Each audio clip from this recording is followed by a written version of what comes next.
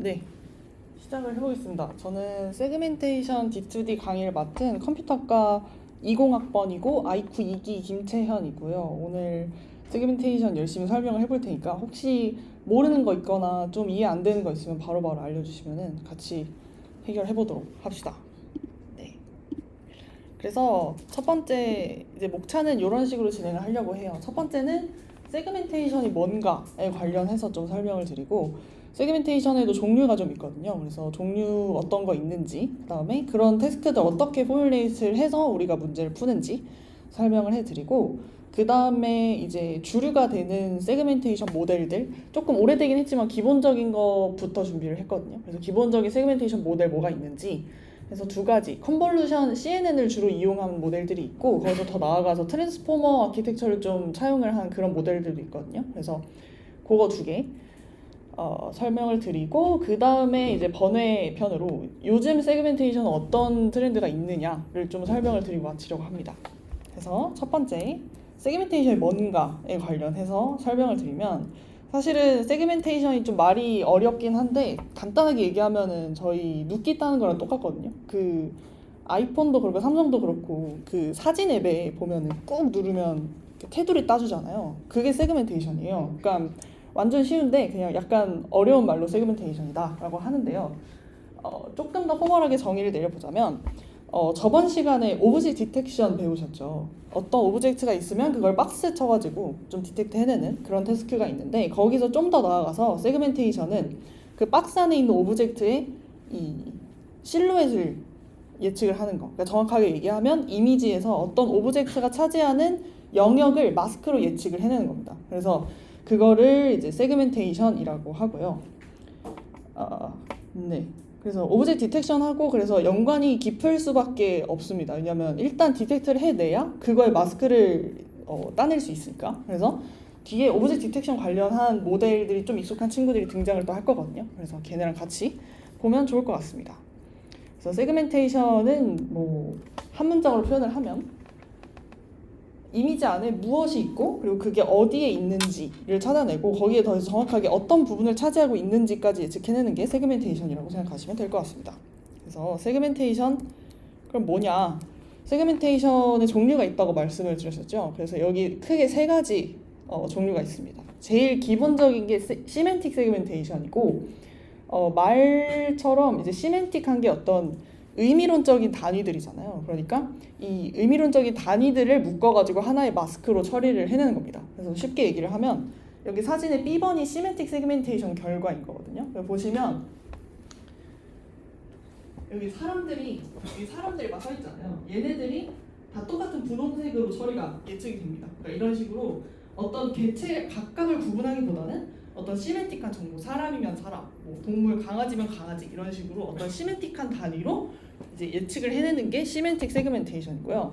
두 번째, 인스턴스 세그멘테이션이 아까 그런 각각의 개체를 구분해내는 세그멘테이션 태스크라고 생각을 하시면 돼요. 그래서 여기 C번 보시면 각각의 사람이 다른 색깔 마스크로 예측이 됐죠. 그러니까 이런 식으로 각각의 개체를 구분하면서 마스크를 예측해내는 게 그게 인스턴스 세그멘테이션입니다. 그래서 네, 요런 약간의 차이가 있고, 그 다음에 또 볼만한 게 인스턴스 세그멘테이션에는 배경이 까맣게 돼 있죠. 그러니까 요거는 따로 예측을 하진 않습니다. 인스턴스 하나하나를 구분하는 거에 집중하는 그런 태스크가 인스턴스 세그멘테이션 태스크입니다.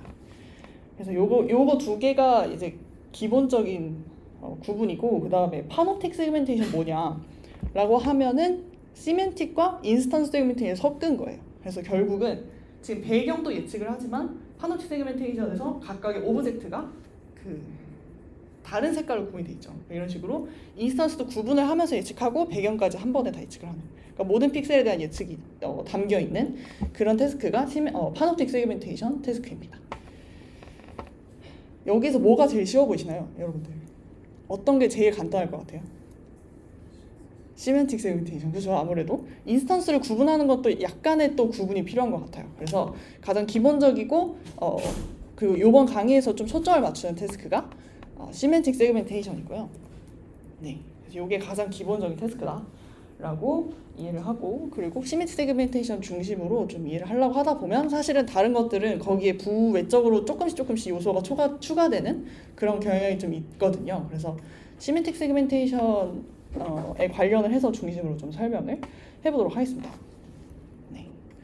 그래서 여기까지가 세그멘테이션의 의미 그리고 그 세그멘테이션 태스크의 타입을 좀 설명을 해드렸는데, 그럼 본격적으로 얘를 딥러닝으로 풀어내기 위해서 어떤 식으로 태스크를 포뮬레이트를 하는지를 볼 거예요.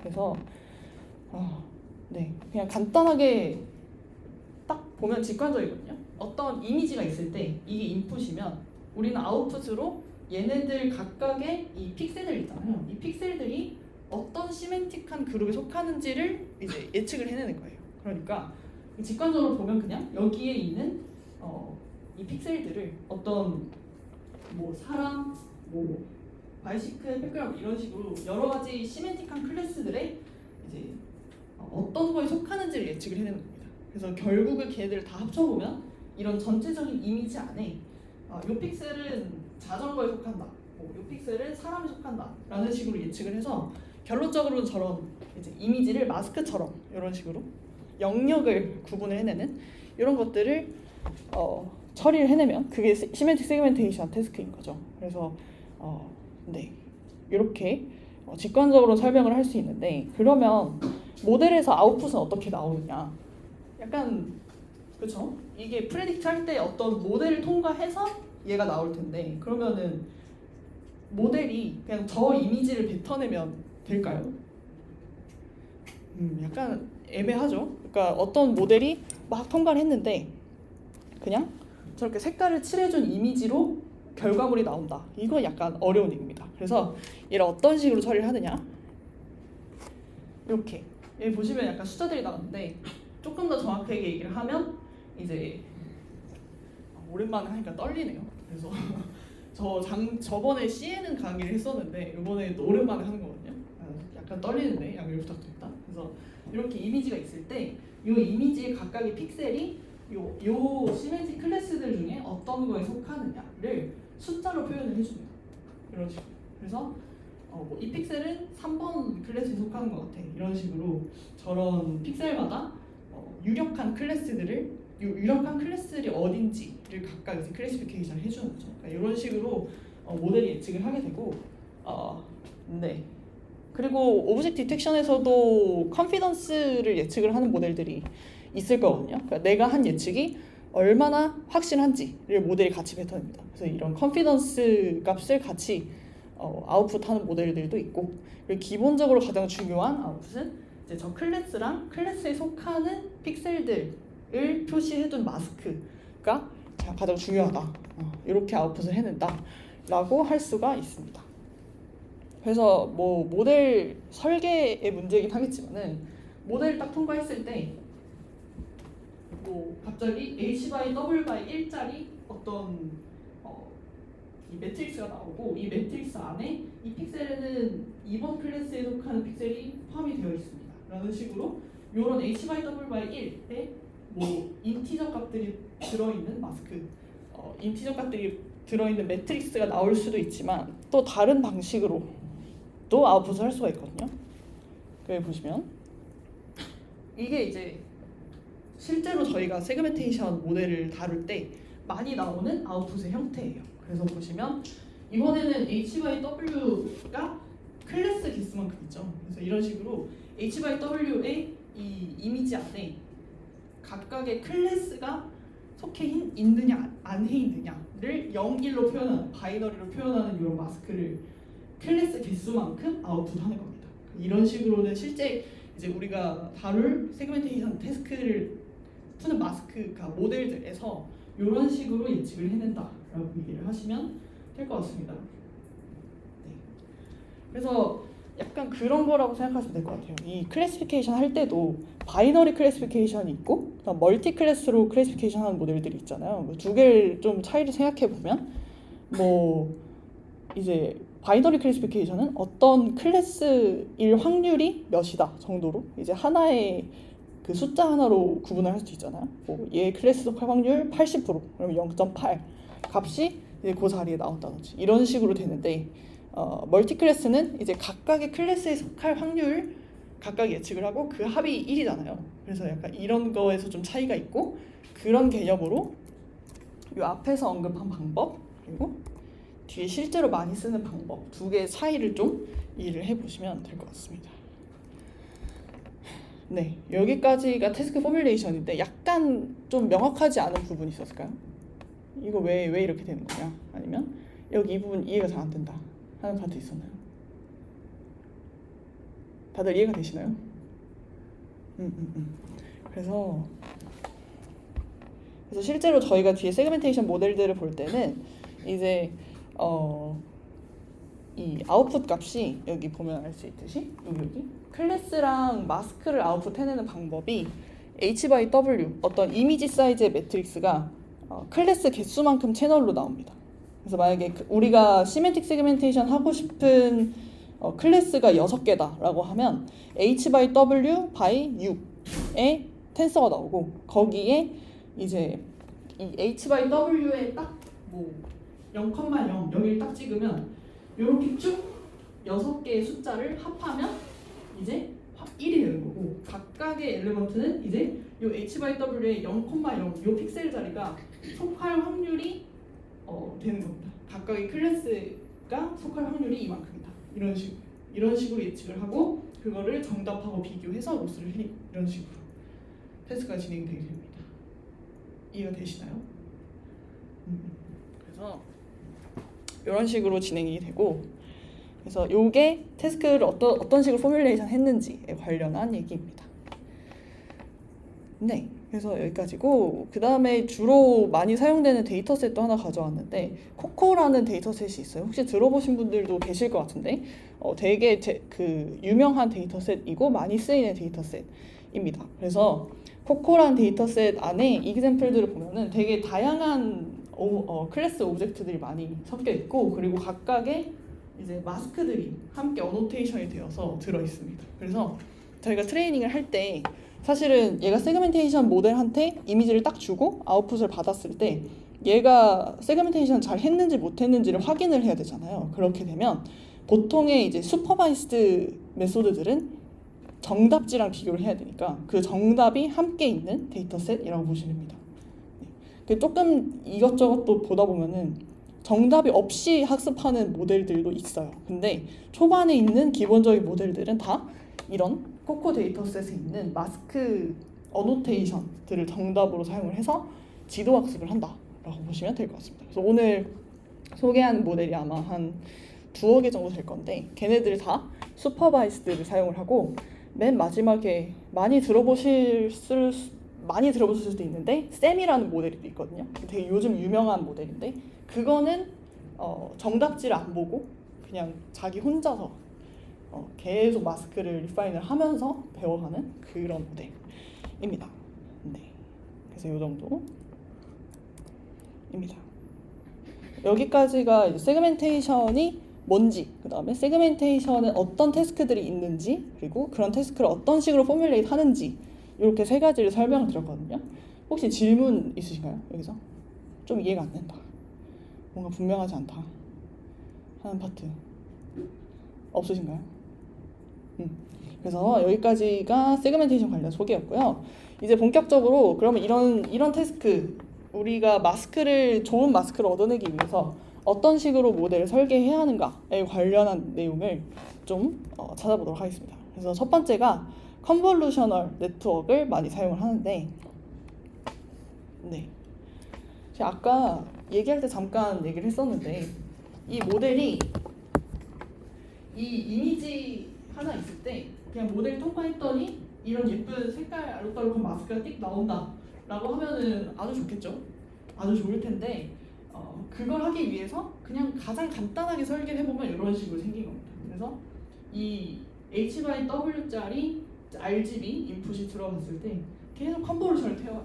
컨볼루션 태워서 점점 태워서 아까 H/W 그리고 이제 클래스 개수만큼의 요 텐서가 딱 났다고 하면 그 다음 여기에서 우리가 할 수 있는 거는 얘네들을 스코어라고도 하거든요. 그래서 여기에서 각각의 H/W 자리에 요만큼의 확률값 중에 가장 높은 애를 취하는 겁니다. 그러니까 예를 들어서 0, 1, 2, 3의 클래스가 있어요.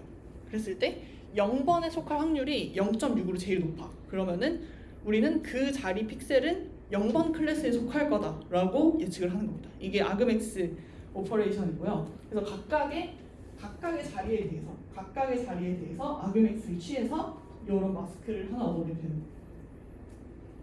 좀 이해가 되시나요? 그래서 앞에 이제 개념적으로 설명을 할 때 모델이 뱉어내는 사실상의 아웃풋은 이렇게 생겼고, 그다음에 저거를 우리가 좀 이해하기 쉽게 혹은 이렇게 총정리했을 때 좀 직관적인 형태는 얘네들을 아그맥스 취해서 하나의 딱 매트릭스로 저렇게 인덱스로 나타내는 게 결과를 보기엔 쉬운 거죠. 그러니까 이런 식으로 이해를 하시면 될 것 같습니다. 그래서 정말 간단하게 설계를 하자면 이런 식으로 설계를 할 수 있을 것 같아요. 근데 아무래도 이렇게 하면 문제가 있으니까 나이브 어프로치라고 적어놨겠죠. 그래서 이렇게 하면 좀 잘 안 되더라 이겁니다.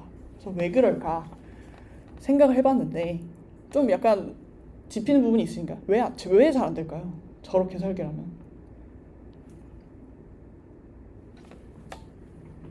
여기서 이미지가 있어요. H, Y, W 똑같은 크기의 컨볼루션을 계속 해서 가는 동안에 이 피처맵의 사이즈가 안 바뀌겠죠. 이렇게 보면 그죠? 피처맵의 사이즈가 안 바뀌면 어떤 문제가 생길까요? 혹시 컨볼루션 강의도 앞에 있었죠. 그때 강의 내용을 곰곰이 생각을 해보시면 컨볼루션 레이어가 점점 깊어지면 깊어질수록 조금 더 고차원적인 피처들을 뽑아낼 수 있다. 약간 이런 내용 혹시 배우셨나요? 그죠. 그래서 약간 그런 맥락이에요. 이게 컨볼루션 해서 이 사이즈가 안 바뀌고 채널도 똑같죠. 그냥 똑같고 마지막에 그 결과 띡 이렇게 내주면 여기에서 복잡한 피처를 포착하기 힘들어요. 이렇게 되는 거예요. 그래서 컨볼루션을 이제 계속 하면서 채널 수가 점점점 늘어나고 피처맵 사이즈가 점점점 작아지면 거기에 있는 중요한 피처들, 그 다음에 좋은 피처들 이런 걸 뽑아내기가 쉬운데 그냥 저렇게 컨볼루션으로 계속 사이즈 유지하면서 채널 수 깊어지지 않고 계속 가다 보면 그런 것들을 하기가 힘들어진다. 약간 이런 얘기인 거죠. 그래서 이걸 좀 개선을 해볼 겁니다. 네, 방금 이야기한 그런 내용이고요. 그래서 이게 컨볼루션 뒤에도 계속 나올 건데 컨볼루션을 하다 보면 초반에는 되게 단순한 피처들 많이 잡잖아요.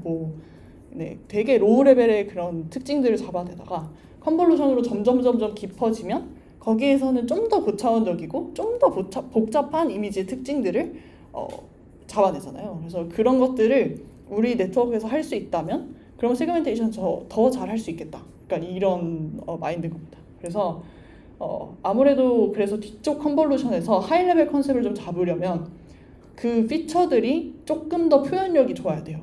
그래서 표현력이 좋다는 거는 조금 더 많은 정보를 담아낼 수 있어야 되는 거고, 그렇기 때문에 채널 수가 더 깊어야 되는 겁니다. 이해가 되시나요? 채널 수가 깊으면 어떻게 되는 거냐면 여기서 D를 한 5차원이라고 해봅시다. 그러면 초반에 H by W by 5차원의 어떤 피처가 있어요. 이걸 그냥 계속 컨볼루션 똑같은 채널, 똑같은 사이즈로 컨볼루션 하다 보면 얘가 조금 더 복잡한 피처를 잡아내야 되는데 담을 수 있는 차원이 5차원밖에 없어요. 이러면은 초반에는 그냥 단순한 피처들을 잡으니까 별 문제가 없었는데 그 5차원의 그 채널 안에, 근데 뒤로 갈수록 그 5차원에 잡을 수 없는 좀 복잡한 피처들을 담고 싶지만 담을 데가 없는 거예요. 그러니까 이런 식으로 생각하시면 되거든요.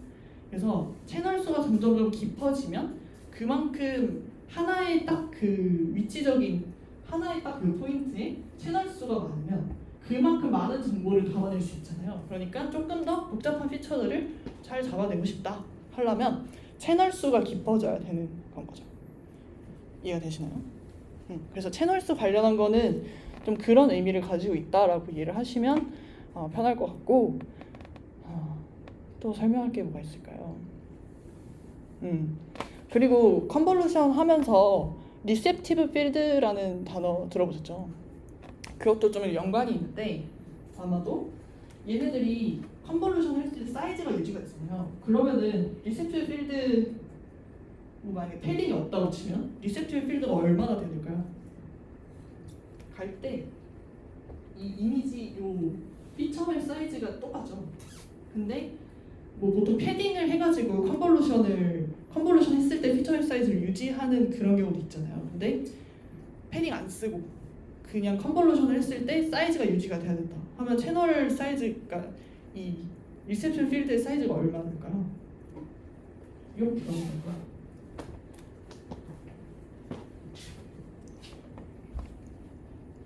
패딩 없다 치면 그냥 원바이 원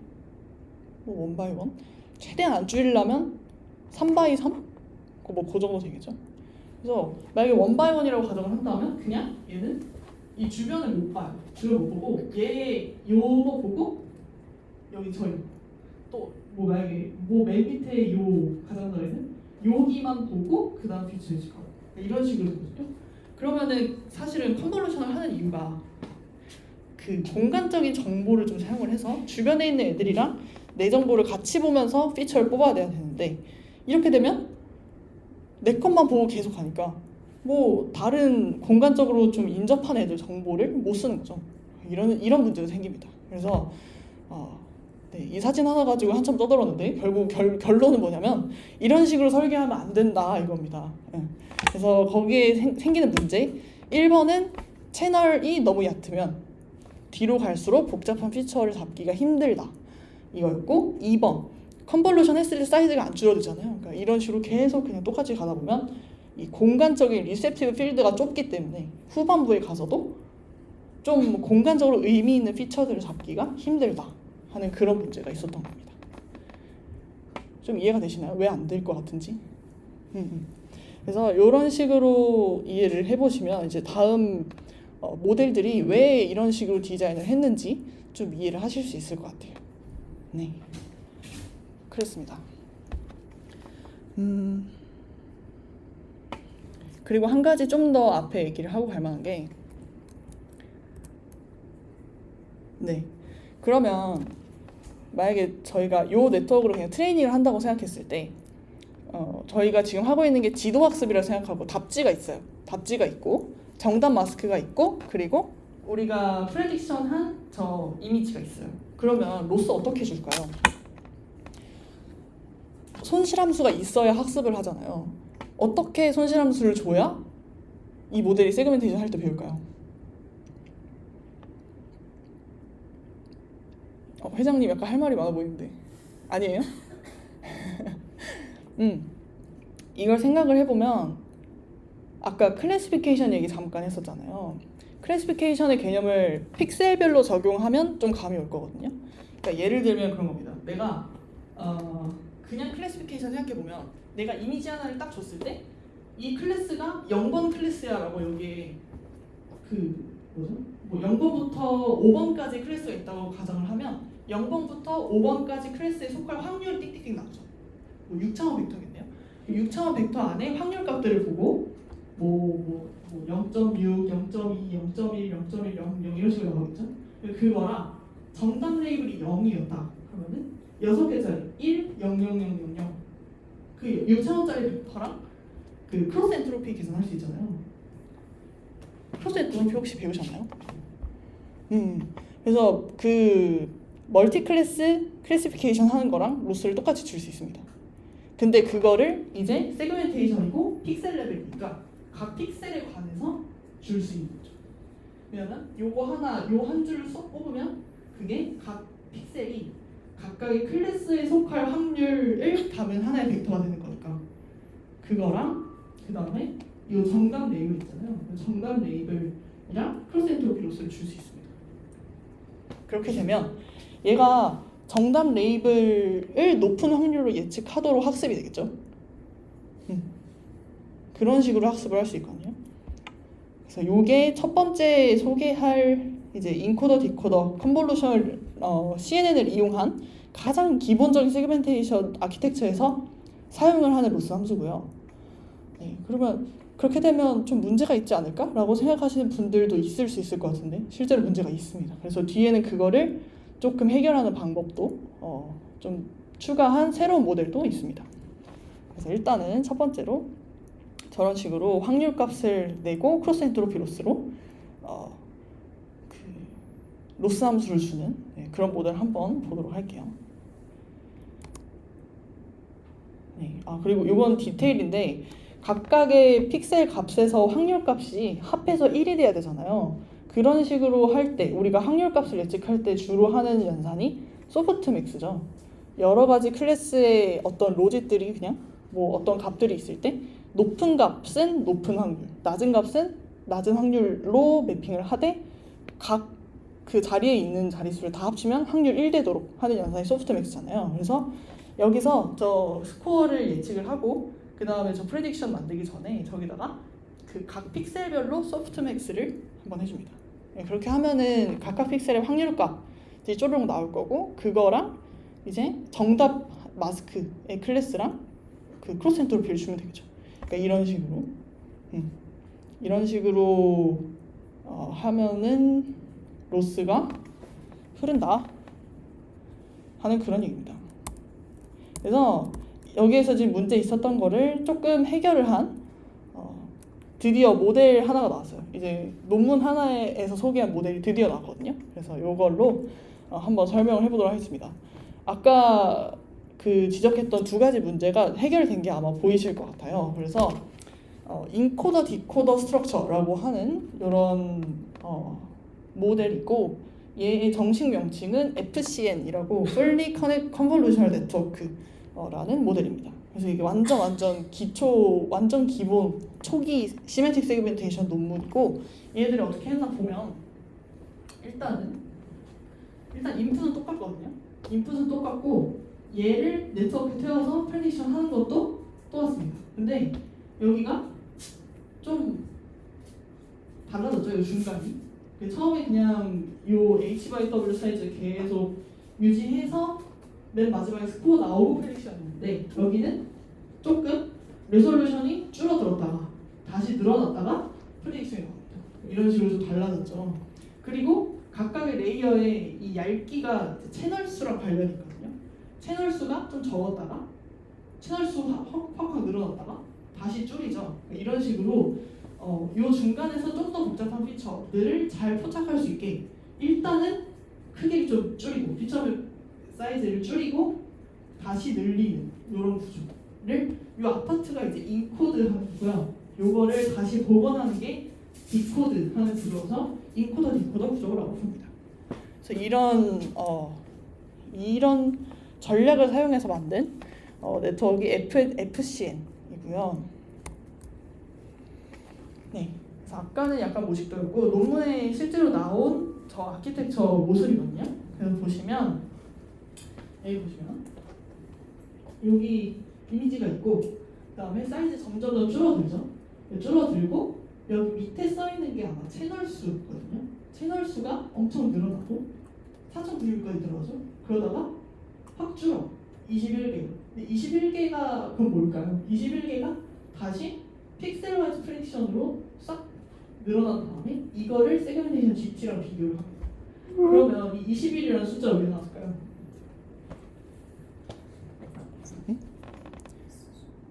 클래스 수 맞아요. 클래스 수가 21개겠죠.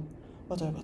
그래서 클래스 수만큼의 채널을 가진 픽셀 와이즈 프레딕션을 만들어낸 다음에 그거를 정답지하고 비교를 합니다. 이런 식으로 되는 거고 그리고 여기에서 아까 언급했던 문제점들이 조금 다 해결이 되는 모습이 보이죠. 그래서 사이즈도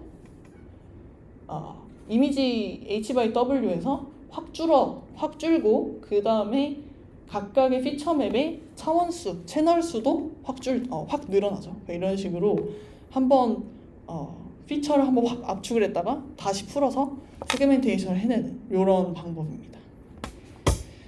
네, 그래서 여기서 약간 또 클래시피케이션 관련한 개념을 좀 생각을 해보면 사실은 여기서 이 픽셀 와이즈 프레딕션 여기를 떼면 이거 뭐죠 이거?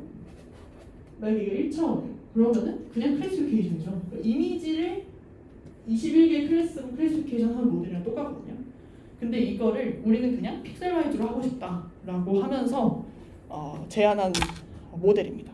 그래서 되게 초기 모델이기도 하고 되게 단순한데 이런 식으로 했을 때 세그멘테이션을 할 수 있다라는 점에서 초기 모델이고 꽤나 의미 있는 그런 모델이고요.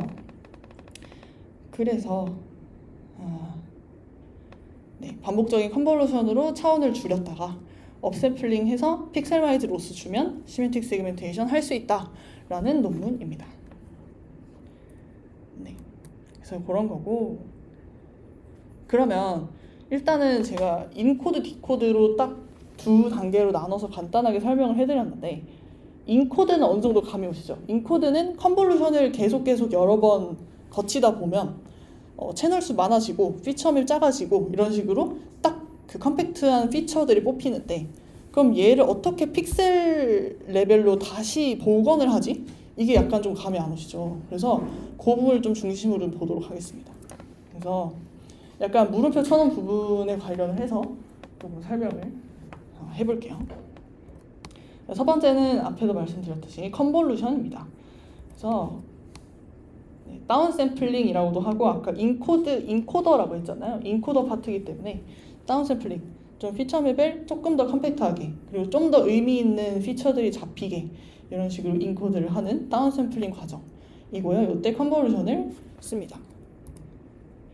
혹시 이 그림 보신 적 있나요? 요 그림?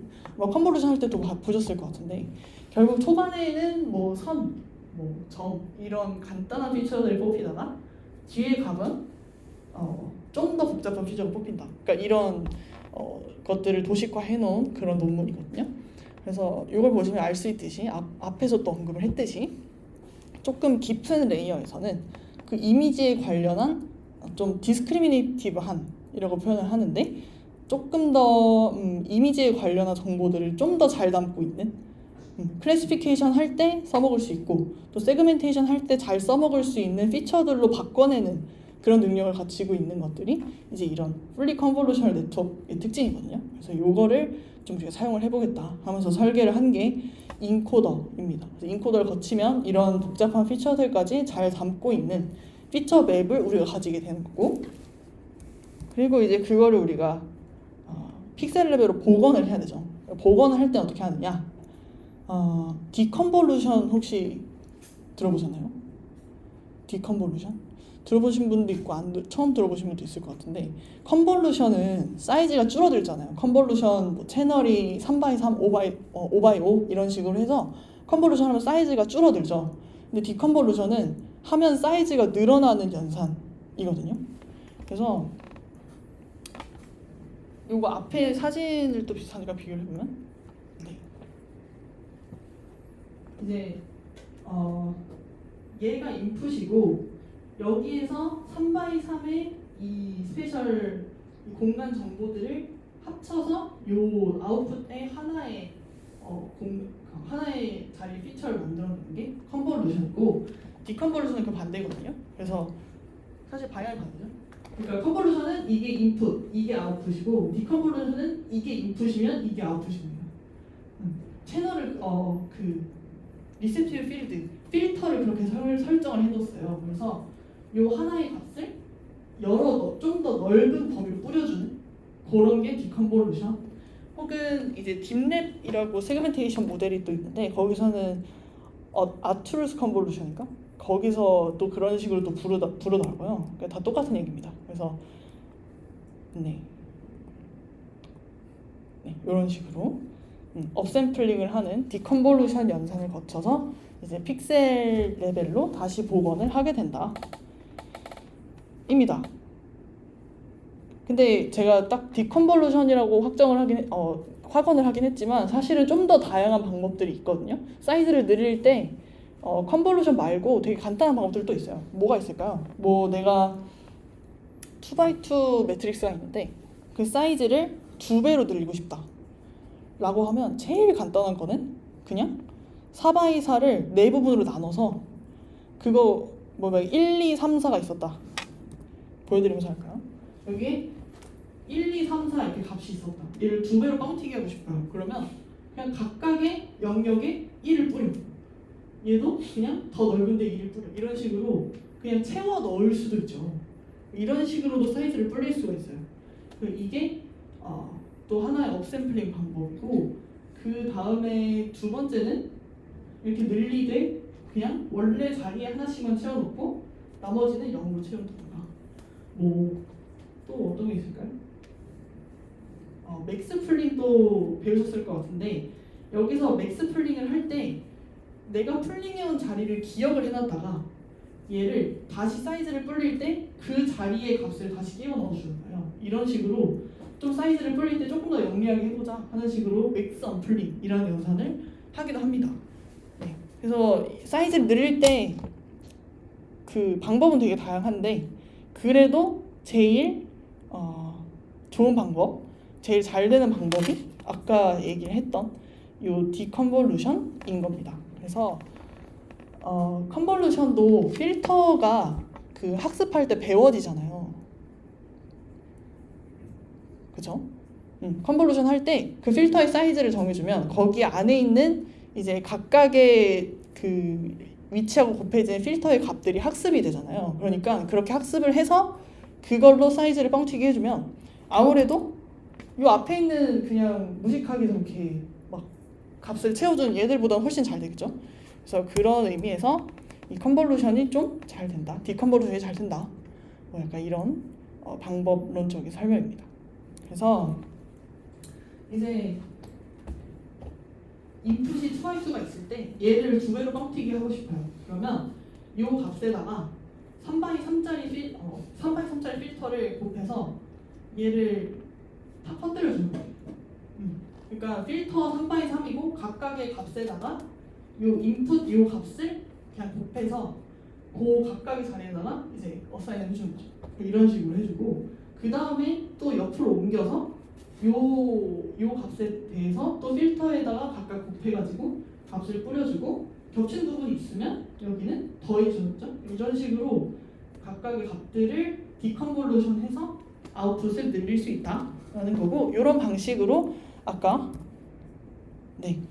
저렇게 엄청 쪼그라들었던 또 피처 맵의 사이즈를 픽셀 레벨, 그러니까 이미지 레벨 사이즈로 싹 뻥튀기를 해줄 수 있다라는 겁니다. 이해가 되시나요? 어떤 식으로 하는지. 그래서 결국은 여기서 쓰이는 게 컨볼루션, 디컨볼루션밖에 없어요. 컨볼루션 쭉 했다가 디컨볼루션으로 업샘플링 이렇게 해주는 거죠. 이해가 되시나요? 되게 간단하죠. 그래서 이게 FCN, 되게 클래식한 시메트릭 세그멘테이션 모델이고, 네네 그렇습니다. 그랬고 그 다음 두 번째로 여기 네모 쳐둔 부분이 일단 컨볼루션 해서 열심히 줄였어요. 여기 4096 채널짜리 이 피처 맵이 어떻게 갑자기 21차원으로 줄어들지? 좀 신기하지 않으셨나요? 약간 전 이게 신기했거든요. 이거 어떻게 하느냐라고 하면 여기서 또 컨볼루션이 있는데 조금 스페셜한 컨볼루션이고 다른 데서도 많이 쓰이더라고요. 원바이원 컨볼루션이라는 게 있어요. 원바이원 컨볼루션은 뭘까? 필터가 그냥 원바이원인 거예요.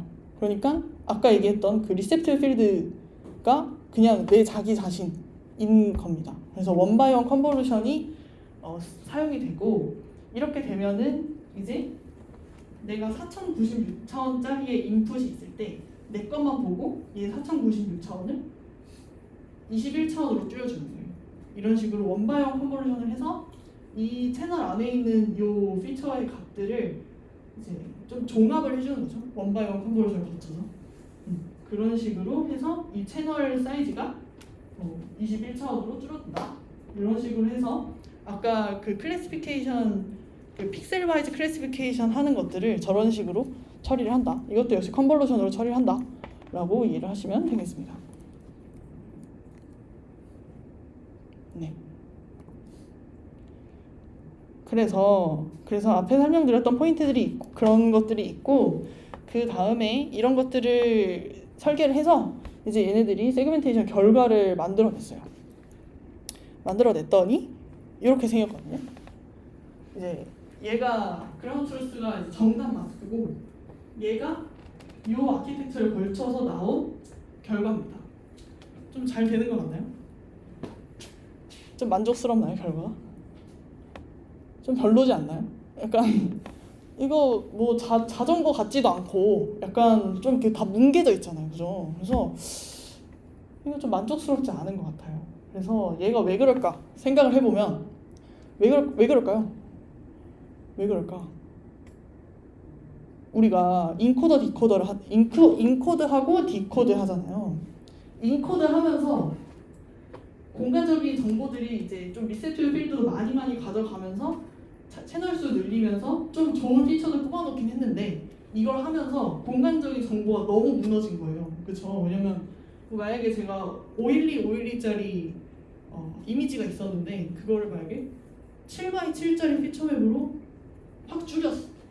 그러면 사실은 여기에 있는 공간적인 512짜리의 그 길이의 피처가 7차원이 돼버리면 사실 공간적인 정보가 그 안에서 많이 무너지겠죠. 그래서 그거를 다시 512차원으로 그냥 얘만 가지고 복원하기에는 좀 무리가 있었던 겁니다. 좀 이해가 되시나요? 그래서 너무 많이 줄여가지고 거기서 바로 업샘플을 해서 좀 고퀄리티에 좀 더 약간 파인하고 조금 더 세세하게 잘 세그멘테이션을 하기가 어렵다는 거죠. 그래서 좀 결과가 만족스럽지 않으니까 이걸 어떤 식으로 해결을 할 수 있을까를 또 고민을 해봅니다. 그래서 뒤에 또 소개를 할 건데 잠깐 생각을 해보시겠어요? 아키텍처에서 어떤 식으로 하면 조금 더 공간적인 정보를 살릴 수 있을까요? 사실 뒤에 정답이 있긴 합니다. 여기서 어떤 식으로 하느냐, 얘만 가지고 지금 21차원짜리 벡터를 만들잖아요. 얘 하지 말고 얘 플러스 요 초반에 좀 공간적인 정보가 좀 살아있는 애들, 요런 큰 애들 있잖아요. 얘네들 정보도 같이 활용을 하는 겁니다. 여기서는 조금 얘네들보다는 조금 덜 복잡한 피처를 포착을 하고는 있어도 공간적인 정보가 얘네들만큼 안 줄어들겠죠. 그러니까 얘네들의 정보를 사용을 해서 조금 더 요 되게 러프한 요 마스크를 조금 더 리파인을 해보자 하는 방법을 사용을 합니다. 그래서 거기 뒤에 거고요. 여기 보시면 조금 복잡해 보일 수 있는데 간단합니다. 그래서 이미지가 있고 그다음에 컨볼루션 레이어를 거쳐서 조금 사이즈가 작아진 피처 맵들이 5개거든요. 이렇게 있습니다.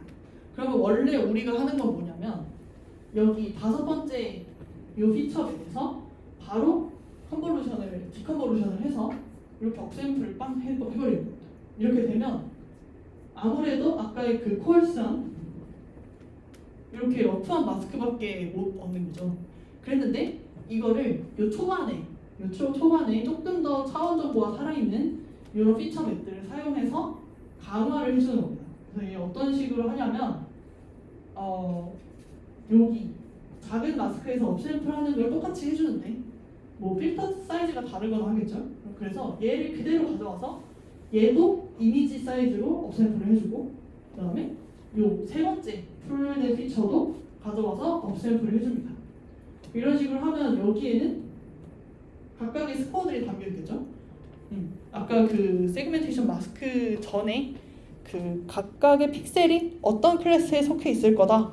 그 확률값들을 예측을 하게 될 텐데 그거를 각각 구해가지고 그냥 더해줍니다. 더해주면 그러면 여기에서는 조금 더 위쪽에서는 좀 러프하게 이런 쉐입을 줘가지고 그 다음에 후반부 레이어에서는 조금 더 자세하게 조금 더 세밀한 피처들을 포착을 하기 때문에 조금 더 공간적인 정보가 살아있는 예측을 하겠죠. 그래서 그런 것들이 계속 얘를 리파인을 해주는 그런 결과가 나오게 됩니다. 이런 식으로 조금 퀄리티가 약간 조금 그래도 발전이 되는 모습을 보였죠. 완벽하진 않지만 그래서 이런 것들이 이런 조금 사이즈가 다양한 피처 맵으로부터 정보를 가져와서 맨 마지막에 합쳐주는 그러니까 이런 전략으로 좀 해결이 됐다 하는 것도 같이 보여줍니다. 이해가 되시나요? 여기까지가 FCN 관련한 내용이었는데 또 혹시 질문 있으실까요? 왜 이렇게 하는가? 왜 이런 식으로 디자인을 했는가? 아니면 왜 여기가 잘 되냐? 뭐 이런 질문 있으신가요?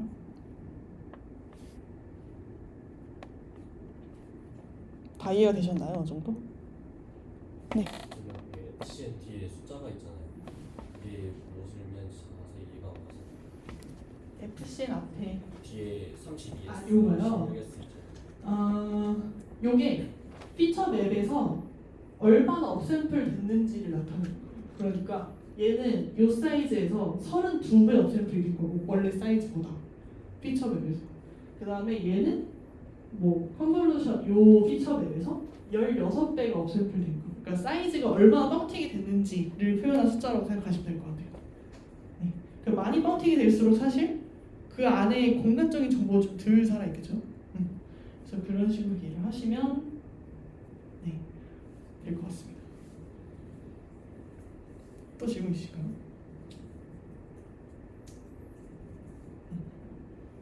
오케이. 그러면 여기까지가 FCN이었고 그 다음에 좀 비슷하게 생겼고 그래도 좀 많이 쓰이는 애를 좀 참고로 가져왔거든요. 얘를 보시면 아까 봤던 거랑 좀 비슷하게 생겼죠. 뭔가 얘가 좀 밑으로 내려가 있긴 하지만 이미지가 이렇게 딱 있으면 이미지가 좀 작아졌다가 더 작아졌다가 쭉 작아졌다가 다시 복원이 되죠.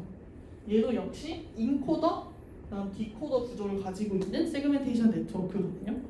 그래서 이런 구조를 이제 유넷이라고 하고 사실은 유넷 디퓨전에 관심 있으신 분들은 또 유넷 많이 들어보셨죠. 그거랑 비슷한 그 똑같은 개념입니다. 근데 유넷을 세그멘테이션에 사용을 한 사례도 있었고, 네, 잘 되더라. 뭐 이런 논문이고요. 당연히 잘 된다고 하겠죠. 그래서 이런 유넷 아키텍처를 세그멘테이션에서도 사용을 하고, 그다음에 여기서 좀 볼만한 거는 여기 회색 줄들 있죠. 이 회색 줄들이 있습니다. 이게 뭐냐면 이 초반에 나온 피처들을 이쪽으로 보내준다 하는 얘기거든요. 뭐 정확히는 아마 더 해주는 걸로 기억을 하는데 여기 있는 피처들을 후반부에 있는 이 피처들로 더해줍니다. 이제는 왜 그런지 아시겠죠? 여기서 쭉 인코드돼서 망가진 이 공간적인 정보들이 여기서 있는 피처들을 더해줌으로써 좀 보강이 되는 그런 효과를 가져오기 위해서 이렇게 회색 선처럼 비슷한 사이즈, 비슷한 그래놀러리티의 요 맵들을 디코드 단계에서 함께 더해서 세그멘테이션 결과를 만들어내는 이런 아키텍처입니다. 네. 이런 아키텍처도 있고, 네. 그리고 약간 혹시 몰라서 이거 보면서 약간 궁금했던 게 이 디테일이긴 한데요. 얘가 원래 이미지 사이즈, 피처 사이즈가 568 곱하기 568이잖아요. 근데 여기 더 할 때는 사이즈가 줄어들죠. 392 곱하기 392로 줄어들죠. 이게 왜 그럴까 궁금했는데 이걸 더 해줄 때 요 가의 애들은 컨볼루션 하면서 가장자리 애들은 다른 이제 그 중간에 있는 애들보다 컨볼루션 할 때 가장자리 있다 보면 이 끝에가 잘리잖아요. 그렇게 되면은 피처맵을 만들 때 이 가장자리 애들은 조금 정보가 덜 하겠죠. 좀 정보가 망가질 수도 있고 약간 그렇기 때문에 이 중간에 있는 피처들만 사용해서 여기에 더해준다 라고 합니다.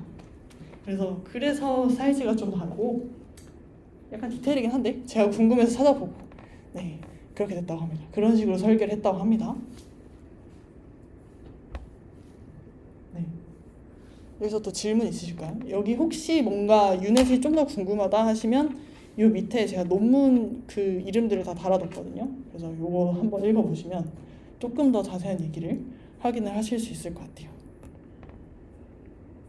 네. 또 질문 있으신가요? 여기까지? 오케이.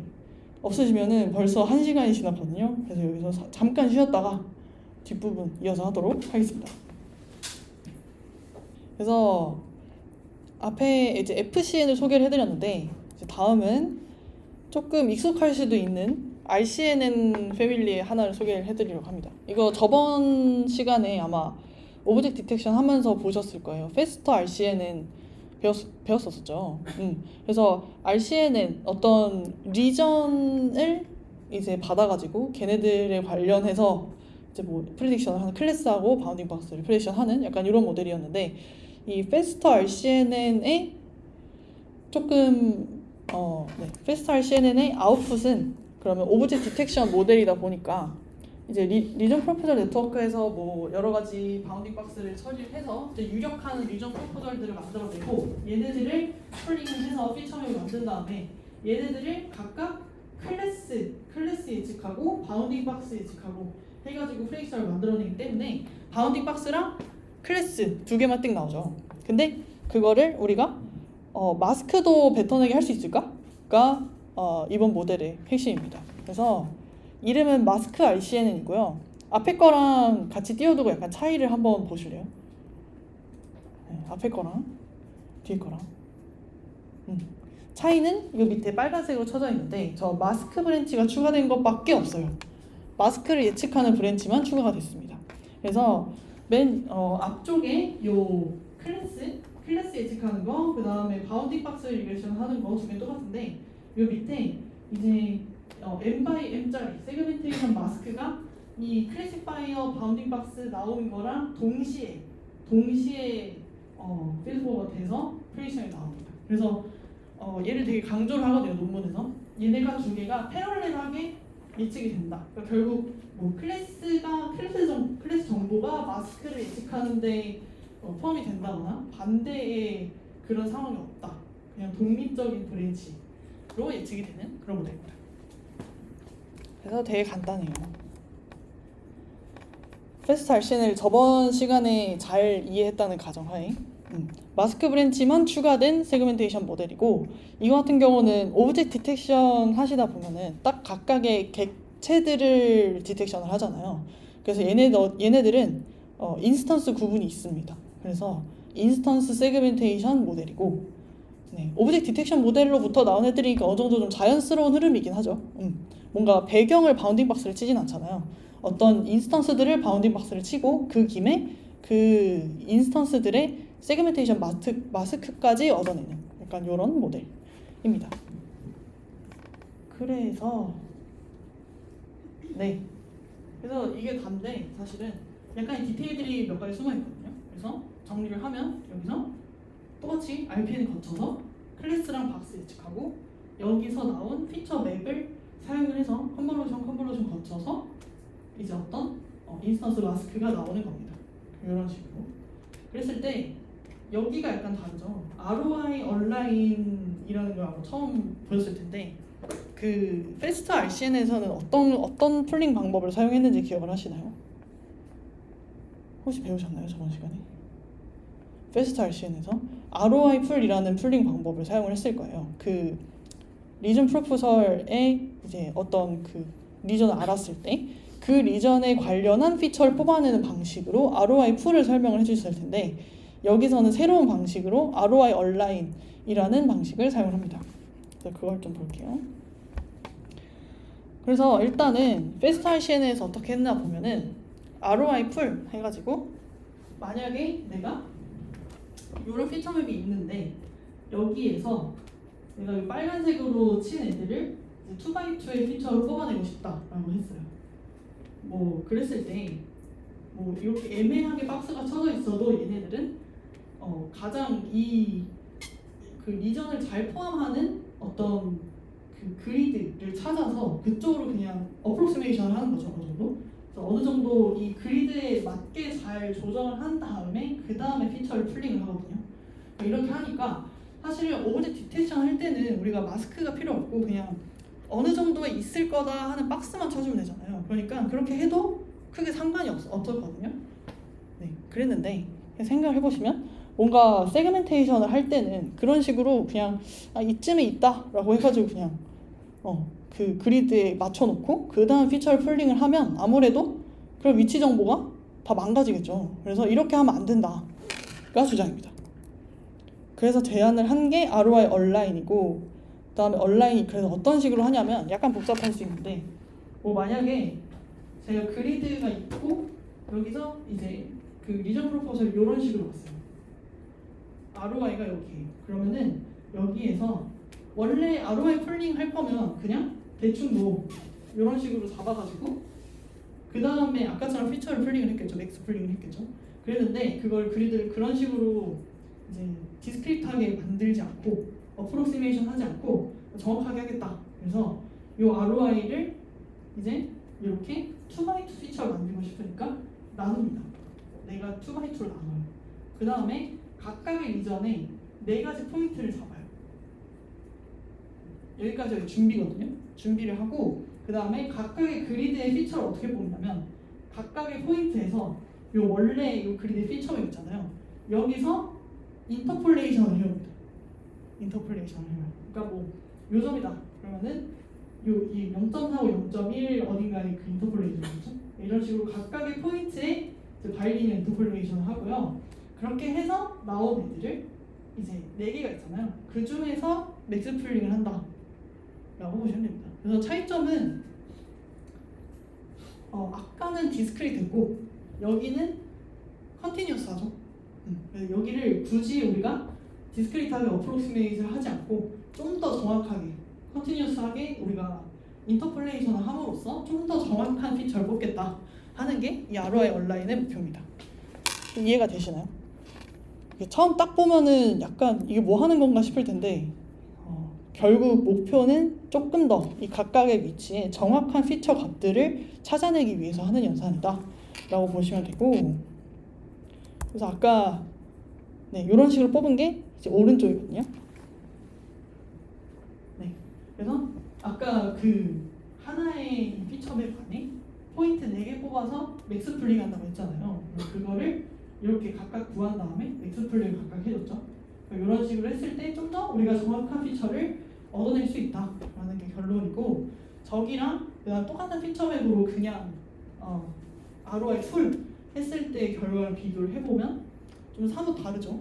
그러니까 이런 식으로 얘가 어느 정도 좀 부정확하게 좀 피처를 잡아내고 있었다 정도로 이해를 할 수 있을 것 같습니다. 그래서 이런 걸 좀 정확하게 해주기 위해서 쓰는 ROI 온라인을 사용을 했다. 우리가 피처 풀링을 할 때 이게 한 가지 차이점이고요.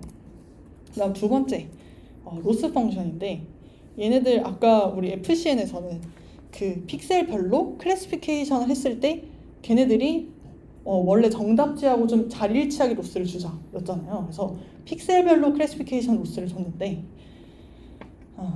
근데 얘를 이제 여기서는 마스크 RCNN에서는 그렇게 하지 않겠다. 그래서 또 클래시피케이션으로 예를 들자면 우리가 3가지 클래스가 있다 라고 하면 우리가 클래시피케이션 할 수 있는 방법이 1번은 멀티 클래스, 3가지 클래스의 클래시피케이션을 할 수 있고, 두 번째는 각각의 클래스에 속할 확률을 각각 그냥 바이너리 클래시피케이션 3개로 풀 수도 있잖아요.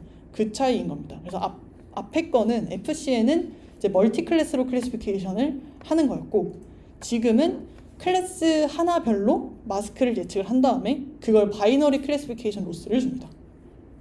차이가 이해가 가시나요? 그래서 예를 들어서 뭐 강아지, 고양이, 사람 3개가 있다 라고 하면 아까 FCN은 각각의 픽셀별로 강아지랑 고양이랑 사람일 확률을 이제 합은 1이 되게 소프트맥스를 치니까, 그래서 그렇게 예측을 해서 그 중에 제일 유력한 걸 뽑아내는 거가 FCN이고, 그 두 번째로 지금 여기서 보는 마스크 RCN에는 이 픽셀 이 예측이 만약에 제가 클래스를 사람으로 예측했어요. 그러면 사람으로 예측할 때 마스크가 그 사람일 것 같은 픽셀에 1로 마스크를 채워서 바이너리 마스크가 나와요. 그러면 그 마스크는 결국은 이 리전이 사람일 확률이 뭐 0.8이다 이런 식으로 바이너리 클래시피케이션 로스가 나오는 거죠. 하나의 클래스에 관해서. 그렇기 때문에 그거를 이제 바이너리 클래시피케이션으로 볼 수 있고, 그렇게 해서 로스를 주게 됩니다. 약간 차이가 뭔지 대충 감이 오시죠?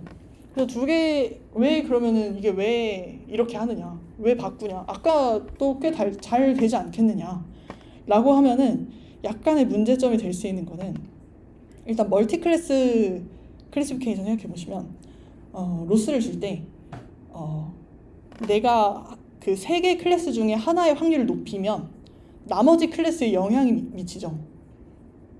만약에 내가 0.6이었던 확률을 0.8로 올리는 방향으로 로스를 줬어요.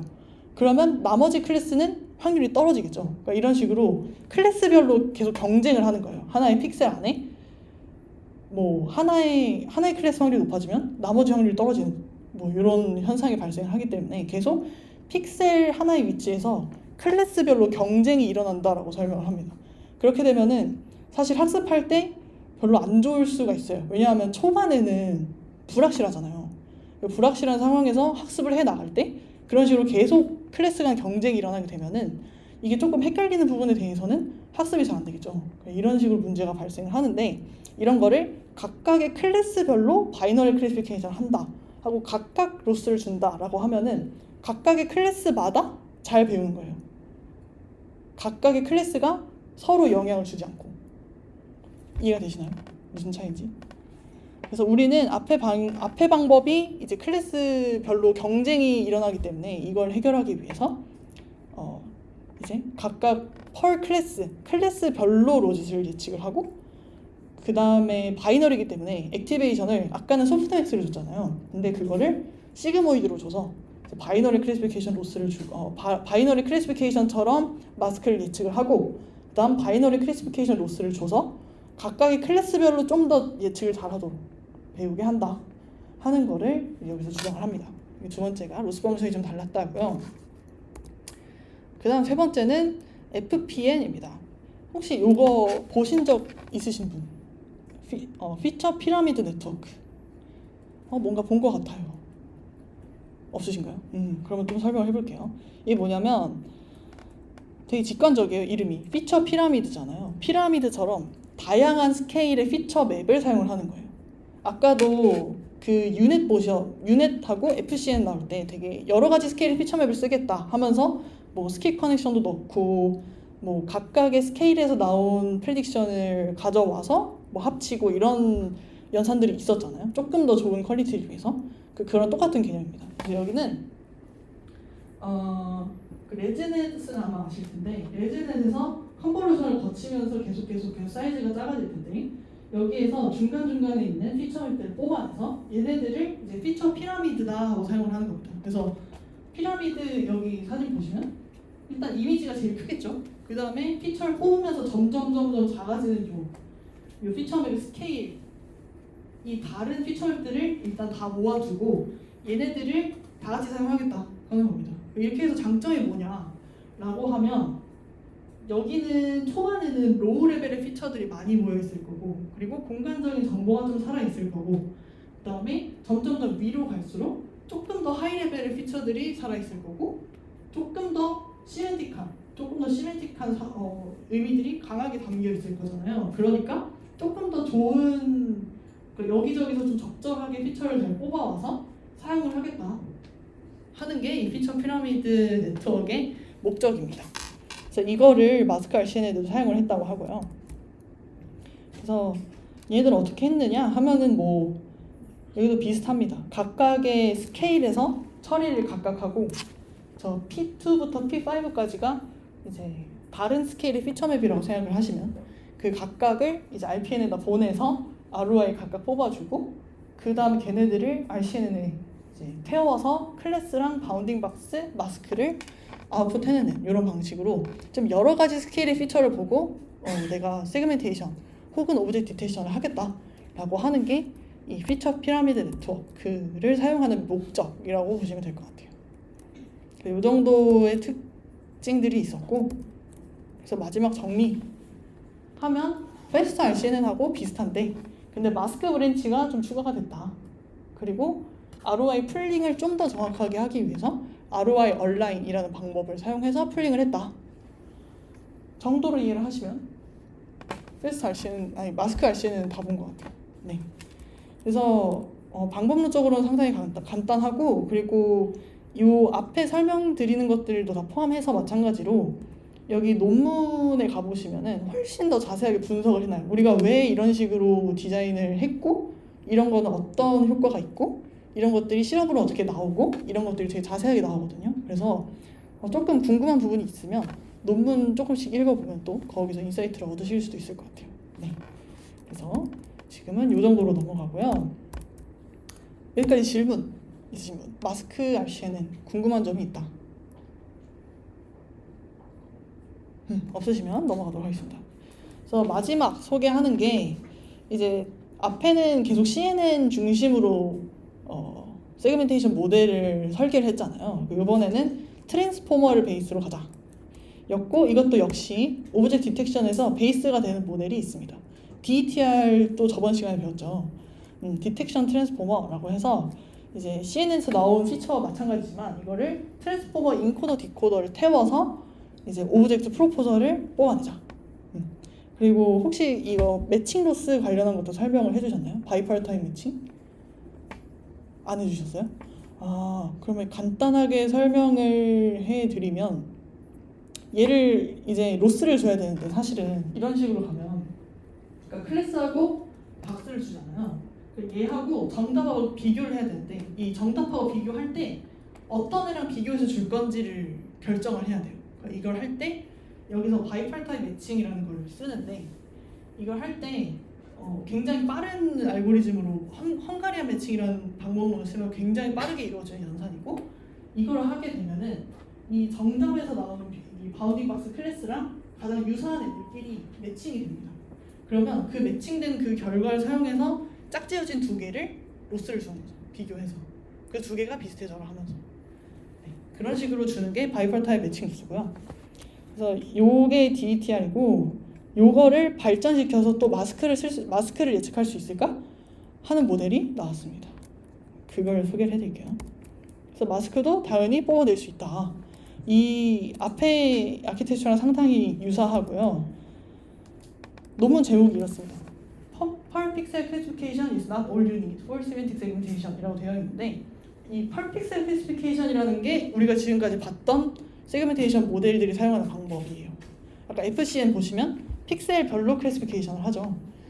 그게 시메틱 세그멘테이션 할 때 최선의 방법은 아닐 수도 있어 라고 하면서 제안을 한 그런 논문입니다.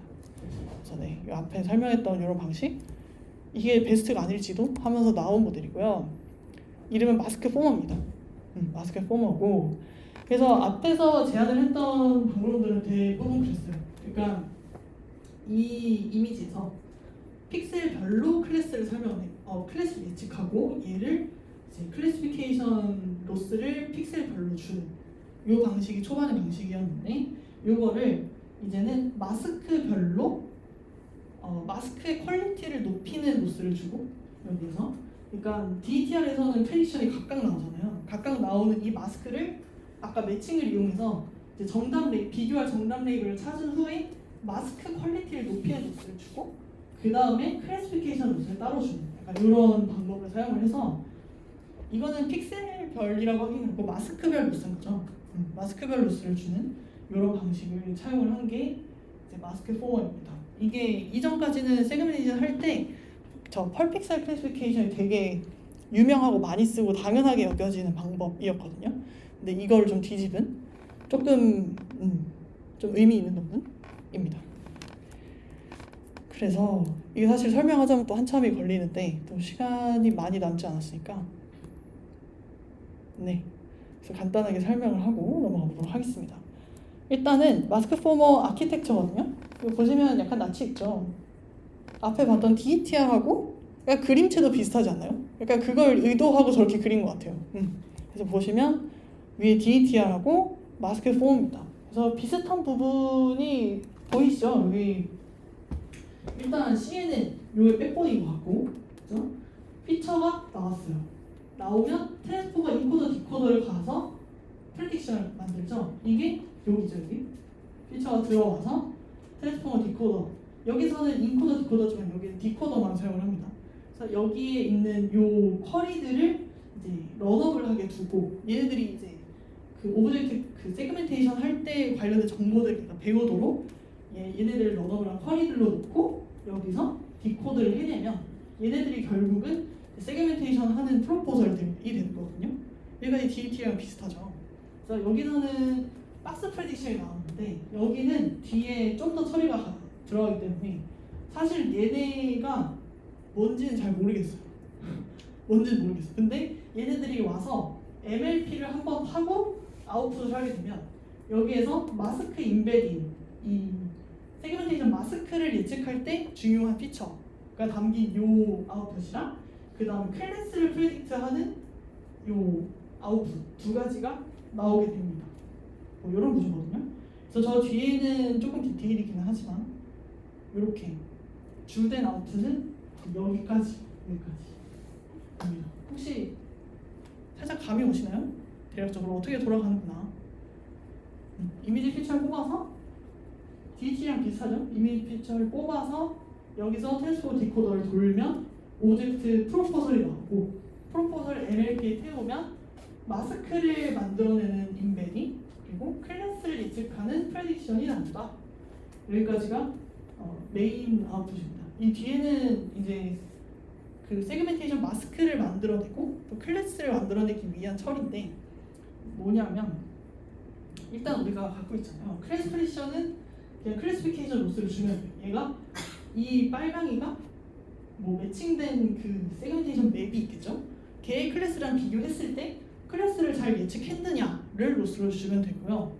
그게 클래스피케이션에 관련된 로스고 그 다음에 문제는 마스크인데 여기서 마스크 인베딩 사이즈 보시면 C 곱하기 N이거든요.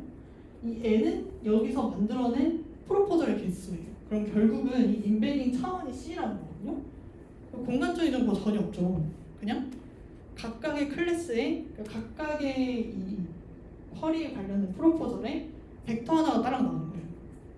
그 얘를 다시 공간 정보를 살려서 마스크를 만들어야 되거든요. 그거를 하는 게 여기 추가된 픽셀 디코더입니다. 픽셀 디코더가 뭐 하냐면 여기서 이미지 피처를 만들었잖아요. 만든 거를 다시 이미지 사이즈로 복원을 합니다. 복원을 할 때 여기는 뭐 h by w by 3이겠죠? 얘를 디코드를 할 때 h by w by c 그 인베딩이랑 똑같은 차원으로 복원을 합니다. 이렇게 두 개를 준비해놓고 여기서 마스크를 뽑거든요. 이거 어떻게 뽑을까요? 약간 이제 개념적으로 얘기를 하셔야 되는데 지금 어떤 상황이냐면 이미지가 있고 그 다음에 이 픽셀 각각의 자리에 피처 맵이 하나씩 있다고 생각하시면 돼요. C 차원짜리. 상상이 좀 되시나요? 각각의 픽셀 자리에 차원 C짜리 피처 맵이 각각 있어요. 촘촘하게 있겠죠? 그 다음에 우리는 이 마스크 인베딩에서 뽑아낸 그 각각의 프로포설에 해당하는 인베딩이 하나 있어요. 그러면 마스크 만들어낼 때 어떻게 하냐면 이 마스크 인베딩이랑 비슷한 애들 있죠. 비슷한 애들을 찾아냅니다. 여기에서 여기 쫙 있는 피처가 있어요. 이게 사실 뭐 좀 개념적으로 약간 상상해보시면 이해가 되시나요? 이게 사실은 좀 자세하게 설명해야 조금 명쾌하게 이해가 될 것 같은데 개념적으로는 그렇거든요.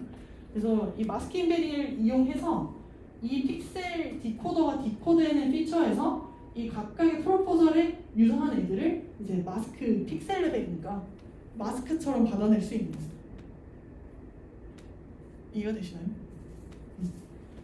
그래서 그렇게 해서 나온 게 아까 그 펄픽셀 클래시피케이션 했던 그 스코어 맵처럼 사이즈가 n개의 클래스에 대해서 h by w 픽셀 레벨에서 각각의 픽셀이 어떤 클래스에 속하겠다 하는 마스크 프레이션이 나오는 거고 거기에서 이제 바이너리 마스크 로스를 주는 겁니다.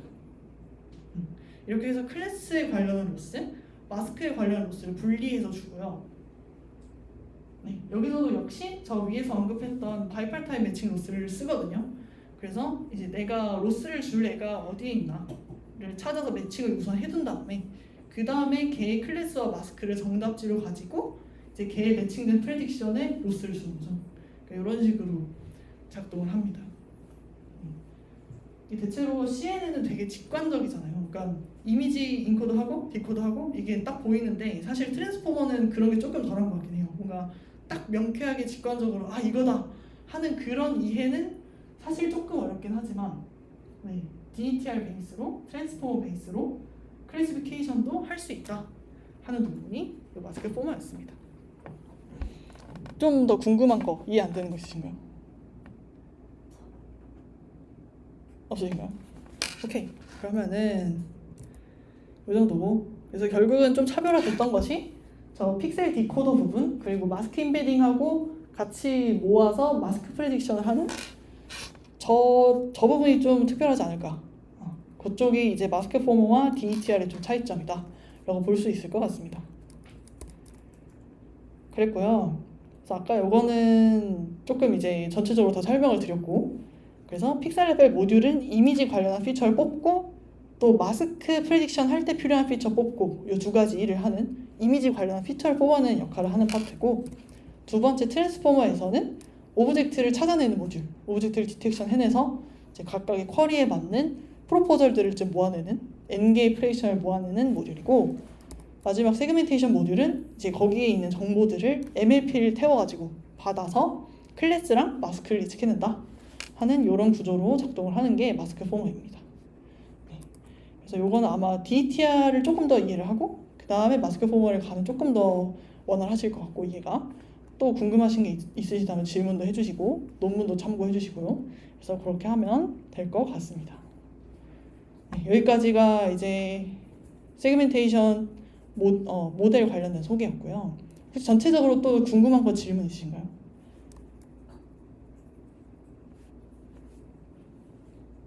없으시면은 다음으로 넘어가도록 하겠습니다. 여기는 약간 재밌을지도 데모를 해볼 수 있거든요. 그래서 요즘 유명한, 아마 올해 4월인가요? 작년 3월인가? 나온 지가 얼마 안 됐는데 엄청 핫한 그런 모델입니다. 세그먼트 애니띵이라고 그 메타에서 나온 모델이에요. 그래서 메타에서 나온 모델이고, 이제 얘네들도 세그멘테이션을 하는데, 여기서 태스크를 어떤 식으로 정의해놨냐 하면은 프롬프트를 주고 모델이 그 프롬프트에 따라서 세그멘테이션을 해줄게 하는 모델이거든요. 그래서 여기서 보면은 점이나 바운딩 박스나 뭐 마스크, 그냥 이쪽 부분 좀 세그멘테이션 해줘 이런 식으로 인풋 주면은 얘가 그쪽을 잘 세그멘테이션 해서 줍니다. 이런 식으로 되고, 그리고 페이퍼상에는 텍스트도 받는다고 되어 있거든요. 근데 이건 사실상 잘 안 되는 그런 한계인 것 같습니다. 그래서 데모에서도 텍스트를 받게는 안 돼 있더라고요. 이게 쌤의 약간의 한계라고 보면 한계인 겁니다. 그래서 공간적인 그런 프롬프트를 우리가 주면 걔네를 잘 세그멘트 해준다 하는 걸 특장점으로 가지고 있는 모델이고요. 그 다음 모델을 쌤이라고 하는데, 얘네들 보시면 프롬프트를 인코드하는 모델이 있고, 그 다음에 이미지를 인코드하는 모델이 있고, 그리고 뒤에 마스크 디코드하는 모델이 있는데 디코더가 되게 가볍거든요. 그래서 실시간으로 됩니다. 실시간으로 그냥 콕 찍으면 금방 세그멘테이션이 돼서 나와요. 그러니까 이런 신기한 모델이고요. 그리고 요거 아까 트레이닝 할 때 지도학습 있고 비지도학습 있다고 했잖아요. 요거는 슈퍼비전을 크게 사용하진 않고 데이터를 엄청 많이 쓰거든요. 데이터를 엄청 많이 쓰고 일부만 사람들이 좀 어노테이션 한 거 데이터 일부를 가지고 어느 정도 이 모델이 좀 잘 되게 만든 다음에 모델이 만들어낸 어노테이션들 있죠. 모델이 만들어낸 마스크를 다시 정답처럼 사용해서 또 트레이닝을 하고, 그러고 만든 마스크는 좀 더 발전이 됐겠죠. 또 트레이닝하고, 이런 식으로 해서 조금 데이터 좀 많이 쓰지만 슈퍼비전이나 뭔가 우리가 앞에 썼던 정답 레이블이 다 필요하고, 그러니까 이런 상황들은 많이 없는 그런 상황에서 이제 모델이 알아서 잘 배우도록 하는 그런 방법론을 사용을 했습니다. 그래서 이런 게 쌤이고요. 이게 나오고 나서 엄청나게 많이 쓰였거든요.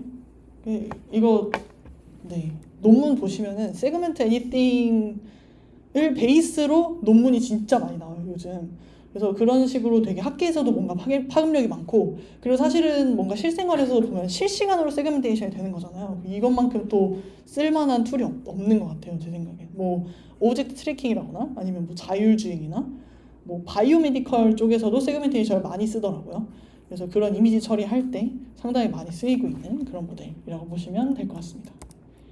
구조는 이렇게 되어 있고, 인코더가 되게 박스가 크게 쳐져 있죠. 인코드를 한 번 할 때 조금 제대로 해놓고 디코드는 실시간으로 쑥쑥 잘 되는 그런 모델이고, 그 다음 아웃풋을 좀 자세하게 보시면 여기도 세그멘테이션 맵하고 스코어가 나오거든요. 그 우리 앞에서 본 아웃풋들하고 약간 다른데 뭐가 없죠? 아웃풋에? 그냥 마스크? 스코어? 클래스가 없습니다. 클래스가 없어요. 클래스가 없다는 소리는 얘가 시멘틱하게 어떤 그런 시멘틱한 정보를 알지는 못한다 라는 얘기가 되겠죠, 반대로. 그래서 이런 것들이 약간 쌤에서 한계라고 언급하자면 한계? 다른 세그멘테이션 모델하고 약간 다른 그런 측면이기도 합니다. 그래서 일단은 우리가 프롬프트를 주는 거에 의존을 해서 세그멘테이션이 잘 된다 하는 걸로 유명한 논문이고, 그리고 얘네들이 세그멘테이션 할 때 아웃풋을 3단계로 주거든요. 보시면 파란색이 세그멘테이션 맵인데 3개가 약간 사이즈가 다르죠. 그러니까 같은 가위긴 한데 가위 전체도 있고 파트도 있고 손잡이도 있고 약간 이런 식으로 여러 가지 그래듈러리티로 여러 가지 스케일의 마스크를 한 번에 아웃풋을 해주는 이런 특징도 가지고 있어요. 그래서 이런 거 결과를 보시면요, 논문에 더 많은 결과 실려 있는데 엄청 잘합니다. 이거를 여기에 있는 캔들을 다 하나씩 따거든요, 얘네들이. 이런 식으로 엄청 그 마스크 퀄리티도 좋고 엄청 빠르고 엄청난 모델인 것 같아요. 그래서 그러면 얘네 프롬프트를 얘네 일일이 다 찍어준 거냐라고 하는데, 그 샘 코드 쪽에서 이런 것들을 자동적으로 프롬프트를 찍어서 만들어 그 세그멘테이션을 모든 그 이미지상의 모든 물체에 대해서 세그멘테이션 해주는 툴도 따로 제공을 하거든요. 그래서 그걸 쓰면 이미지 안에 있는 모든 마스크가 한 번에 나오기도 합니다. 그래서 이런 식으로 세그멘테이션 하는 모델이고, 데모를 해볼 수 있어요. 다들 한번 들어가서 데모 해보시겠어요? 엄청 신기하거든요.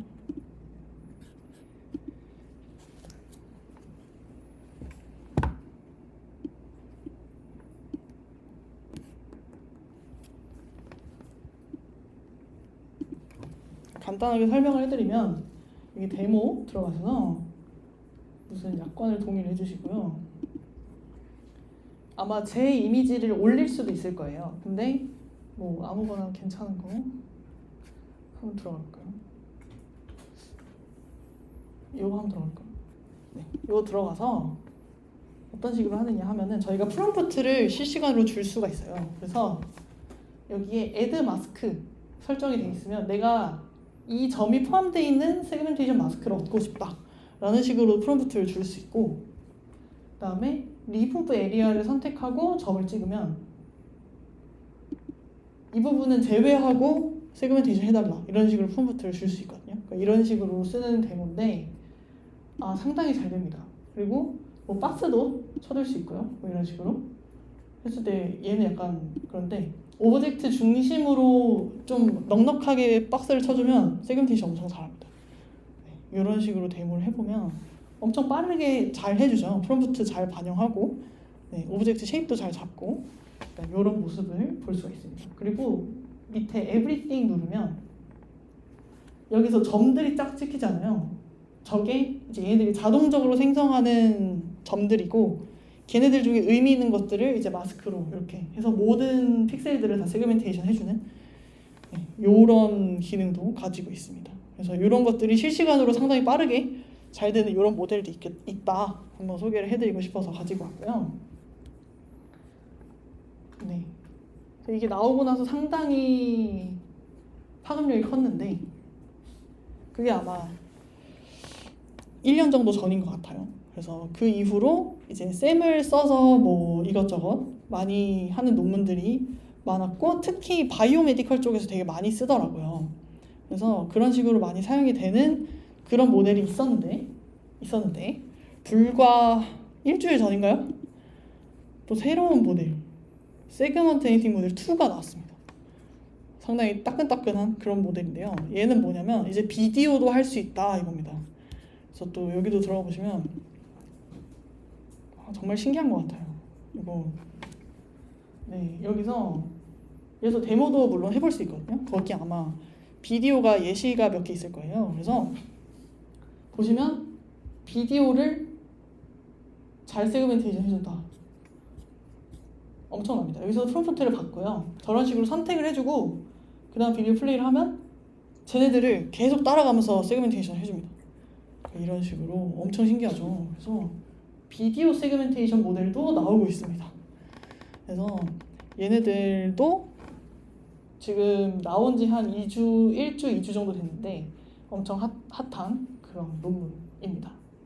그래서 데모도 해보실 수 있고, 그리고 모델 아키텍처가 있을 텐데, 네, 여기에 이미지고, 제가 피규어를 갖고 와서 써야 되는데, 이미지를 할 때는 저렇게 마스크 디코더가 있는데, 여기서는 뭘 하냐면 메모리라는 걸 사용을 합니다. 메모리. 이게 이미지에서 비디오로 바뀔 때 메모리라는 모듈을 사용을 해서 우리가 비디오 세그멘테이션도 할 수 있다라고 주장을 하는데요. 이게 뭐냐면 이미지 세그멘테이션을 할 때는 중요한 게 이미지 안에 뭐가 있는지 그거 하나만 잘 보면 되잖아요. 근데 비디오 세그멘테이션을 할 때는 내가 맨 처음에 프롬프트를 찍었을 때 그 물체가 시간이 흐르면서 어디로 이동하는지도 트래킹을 계속 해줘야 세그멘테이션을 할 수가 있겠죠. 그래서 그거를 기억해두는 모듈이 이제 메모리 모듈인 겁니다. 그래서 앞에서 세그멘테이션 하는 그 오브젝트들의 피처 맵들을 풀링을 할 수 있잖아요. 뭐 내가 이 영역에 뭐 예를 들어서 저 공을 세그멘테이션 하고 싶어요. 그러면 맨 처음에 프레임에서 공을 세그멘테이션 하고 그 영역에 있는 피처를 풀링을 해서 그거를 메모리에다가 넣어두는 거예요. 넣어두고 다음 프레임에 또 세그멘테이션을 할 때 그 메모리에 있는 피처랑 비교해서 비슷한 영역인 걸 세그멘테이션 하는 거죠. 그러니까 이런 식으로 진짜 말 그대로 기억해두는 거예요. 기억해두면서 그거를 프레임별로 좀 일관성 있게 쭉 세그멘테이션을 하는 그런 테크닉으로 비디오 세그멘테이션도 가능하다라는 그런 논문이고요. 상당히 신기하죠. 그래서 요즘은 세그멘테이션도 이제 좀 잘 되고 그리고 비디오도 좀 핫한 모달리티가 되다 보니까 뭐 비디오 세그멘테이션도 나오고 다양한 것들이 많이 나오는 것 같습니다. 그래서 이런 트렌드들이 있다 하고요. 그리고 또 최근에 또 많이 나오는 것들이 뭐냐면 리얼타임 세그멘테이션, 이제 샘 같은 것들이 실시간으로 잘 해주는 세그멘테이션인 거고요. 그 다음에 오픈 보캐뷸러리 세그멘테이션이라는 것도 있고, 이거는 뭐 하는 거냐면 오픈 보캐뷸러리잖아요. 저희가 세그멘테이션 할 때 보통 클래스가 정해져 있죠. 뭐 21개면 21개 딱 정해주고 그 안에서 클래스랑 마스크 예측해라 이런 식으로 보통 세그멘테이션 모델이 많이 흘러가는데, 오픈 보캐뷸러리면 클래스가 열려 있어요. 이게 무슨 뜻이냐? 그냥 어떤 클래스든 다 할 수 있는 거예요. 이게 요즘 또 신기하죠? 신기한 리서치 분야 중에 하나입니다. 얼핏 생각해보면 이게 요즘 되거든요? 뭐 때문에 될까요? 그냥 세그멘테이션 모델을 정해진 클래스 안에서 마스크를 학습시키면 그것만 잘하겠죠? 그것만 잘할 텐데 여기서 뭔가 하나를 더 해주면 보캐뷸러리가 확 확장이 됩니다. 뭐 하나를 추가하면 잘 될까요? 갑자기 퀴즈를 내게 됐는데 클립 들어보셨나요? 클립이라는 모델을 쓰면 그게 됩니다. 왜냐하면 클립은 정말 방대한 데이터에 이미지랑 텍스트 쌍으로 학습을 했잖아요. 그러니까 어떤 시메틱한 정보들을 이 모델이 알고 있는 겁니다. 그래서 그걸 알고 그 시메틱한 정보를 잘 인코드를 해서 뭐 이미지 피처나 텍스트 피처를 만들어주잖아요. 그게 되기 때문에 그냥 처음 보는 클래스라고 하더라도 텍스트를 인코드하면 어느 정도 그 시메틱한 게 뭐 다른 클래스랑 유사한지 이런 거 다 알 수 있잖아요. 그러니까 클립을 사용을 해서 그런 시메틱한 정보들을 보강을 해주고, 그렇기 때문에 우리가 픽스된 클래스 안에서만 세그멘테이션 하지 않고 훨씬 더 많은 보캐뷸러리, 뭐 다양한 보캐뷸러리에서 세그멘테이션이 동작할 수 있도록 그렇게 세그멘테이션 모델을 만드는 경우도 많습니다. 그래서 사실 제가 컴퓨터 비전 랩에서 이제 학부형생을 하고 있는데 제가 공부했던 부분도 이쪽이고 되게 신기하더라고요. 보면서 뭔가 클립의 그 지식을 사용해서 세그멘테이션까지 잘 해내는 이런 것들이 상당히 신기했습니다. 그래서 뭐 약간 프리뷰를 보여드릴까요? 제가 한 건 아니고 이제 저희 연구실에서 나왔던 상당히 신기한 논문인데요. 캐세그라는 논문이 있거든요. 뭐 구조는 상당히 복잡한데 결과만 보여드리면, 오픈 보캡이 뭐 하는 거냐 라고 하면 여기 이제 클립의 텍스트 벡터 같은 것들을 쓰고 클립의 이미지 벡터 같은 것들을 써서 얘네들을 가지고 세그멘테이션을 하는 거예요. 왜냐면 내가 뭐 만약에 처음 보는 단어가 뭐가 있을까요? 뭐 원래 트레이닝 할 때에는 클래스에 우산이 없었어요. 근데 내가 우산을 세그멘테이션 하고 싶어. 그러면은 포토 오브 엄브렐라 이런 식으로 주고 걔를 클립 텍스트 인코더로 하나의 벡터로 만들어요. 그럼 얘가 우산에 관련된 그 정보를 가진 어떤 벡터로 나오겠죠?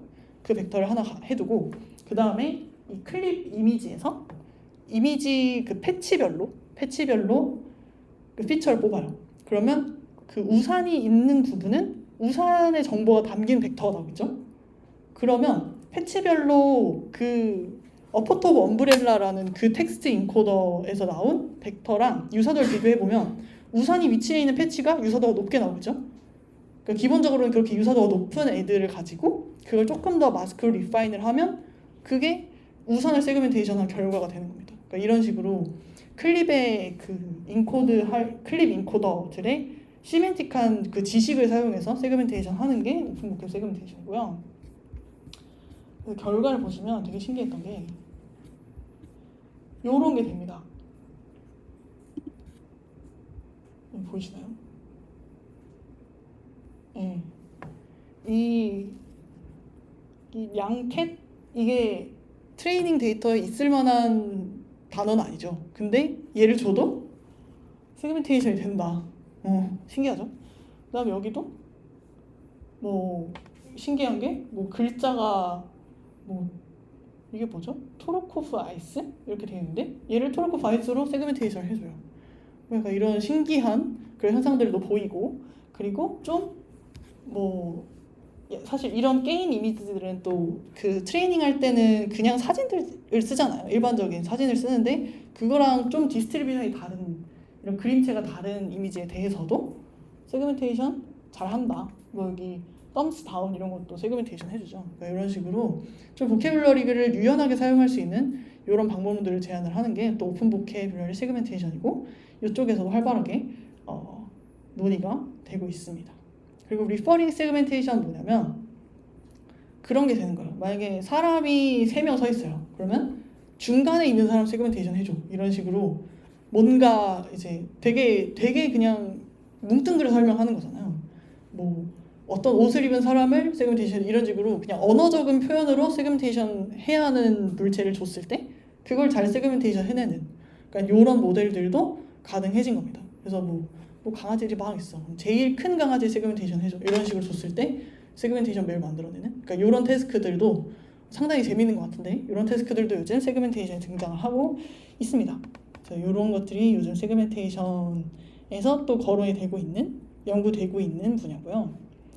그리고 실제로도 사용되는 분야가 아까도 얘기를 했지만 그 메디컬 이미지 같은 데서 뭐 세포 같은 거 세그멘테이션 하는 거에도 정말 많이 쓰이는 것 같고 그리고 뭐 공정 과정에서 어떤 뭐 반도체나 이런 것들을 세그멘테이션을 잘 해서 얘가 좀 잘 만들어진 거냐 양품이냐 아니면 불량품이냐 이런 걸 그 클래시피케이션 할 때도 세그멘테이션을 쓴다고 해요. 그래서 이런 걸 위한 특화된 세그멘테이션 모델도 논문으로 막 나오고 그러니까 그런 트렌드들이 좀 많이 있습니다. 그래서 사실 아까 맨 처음으로 들어가 보면은 세그멘테이션 태스크 3개 있어요 라고 했잖아요. 뭐 시멘틱, 인스턴스, 파놉틱 이렇게 3개가 있다고 했는데 요즘은 연구가 점점점 이제 발전을 하고 거듭을 하다 보니까 정말 다양한 것들을 하는 세그멘테이션 태스크들이 생겨나고 있다라는 트렌드를 소개를 드리고 싶었습니다. 네. 그래서 제 준비한 여기까지고요. 시간이 얼추 맞았네요. 그래서 조금 약간 어려웠을 수도 있을 것 같은데 잘 들려주셔서 감사하고 혹시 또 질문 있으신가요? 질문